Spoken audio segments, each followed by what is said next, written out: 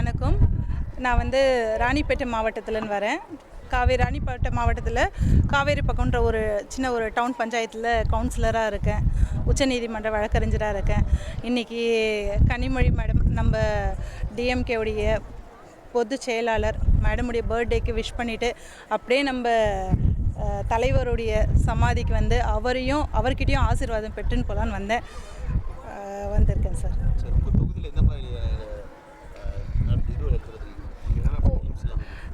நான் கவுன்சிலராக என்ன பண்ணியிருக்கீங்கன்னு கேட்குறீங்களா? 10 வருஷமாக வந்து ரொம்ப மோசமாக இருந்தது ரோட்ஸ் எல்லாமே. என்னுடைய வார்டில் பார்த்தீங்கன்னா அந்தளவுக்கு ரொம்ப அழகாக ஹைவே ரோடு மாதிரி எல்லா ரோட்ஸுமே ரொம்ப சூப்பராக பண்ணியாச்சு. நம்ம இந்த திராவிட மாடலில் நான் கவுன்சிலர் அதுக்கப்புறம் வந்து ஹாஸ்பிட்டல் சின்னதாக ஒரு ஆரம்ப சுகாதார நிலையம் தான் இருந்தது. எங்கள் ஊரை சுற்றி நிறைய வில்லேஜஸ் இருக்குது, கிட்டத்தட்ட 60 வில்லேஜஸ் இருக்குது. அப்படி இருக்கும்போது அங்கே வந்து ஒரு சின்ன ஹாஸ்பிட்டல் தான் இருந்தது. போதுமான ஃபெசிலிட்டிஸ் இல்லை. எதுவாக இருந்தாலும் வாலாஜா அந்த மாதிரி போக வேண்டியதாக இருந்தது. ஸோ இப்போ அந்த ஹாஸ்பிட்டலில் பெருசாக எலாபரேட் பண்ணி போராடி கட்டியிருக்கோம்.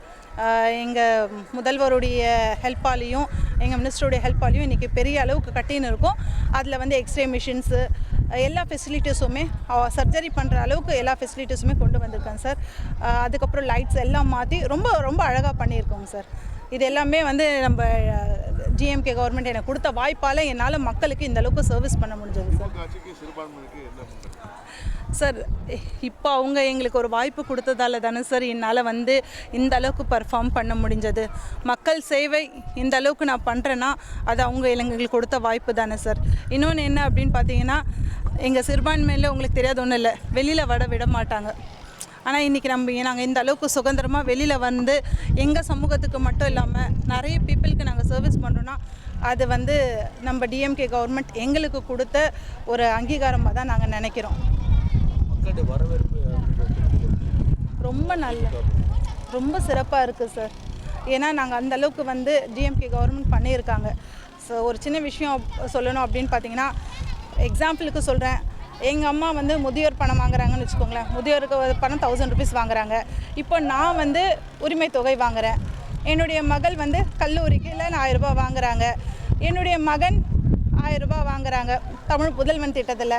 இப்போ என்னுடைய மகள் வந்து ஹையர் ஸ்டடீஸ் பண்ணணும்னு வச்சுக்கோங்களேன், நாள் முதலில் வாங்கலாம்.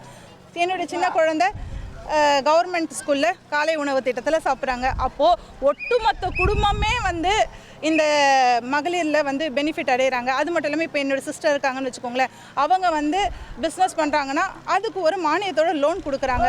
அப்படி இருக்கும்போது மகளிர் மட்டும் இல்லை, எல்லாருடைய சப்போர்ட்டுமே ஒட்டுமொத்த குடும்பமே பெனிஃபிட் ஆகிறதில்ல, ஒட்டுமொத்த சப்போர்ட்டுமே டிஎம்கேக்கு இருக்குது சார்.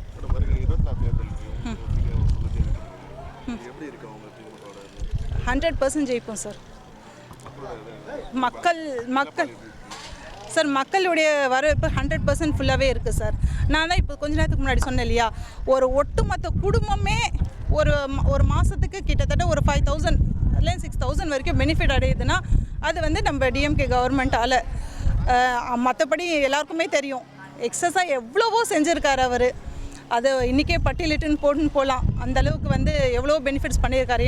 அந்த மகள் ஃப்ரீ பஸ்லேருந்து ஃப்ரீ ஆட்டோவுக்கு கூட மானியம் கொடுத்து எவ்வளவோ பண்ணுறாரு. அப்படி இருக்கும்போது நான் ஒரு சின்ன வில்லேஜில் தான் சார் கவுன்சிலராக இருக்கேன். என்ன தான் உச்சநீதிமன்ற வழக்கறிஞராக இருந்தாலும் காவேரி பக்கம்ன்ற ஒரு சின்ன டவுன் பஞ்சாயத்தில் தான் இருக்கும். இந்த டவுன் பஞ்சாயத்தில் இந்த அளவுக்கு வந்து ஃபெசிலிட்டிஸ் எல்லாம் பண்ணி கொடுத்துருக்காங்கன்னும் போது 100% வந்து டிஎம்கே கவர்மெண்ட் வரதுக்கு 100% வாய்ப்புகள் இருக்குது சார்.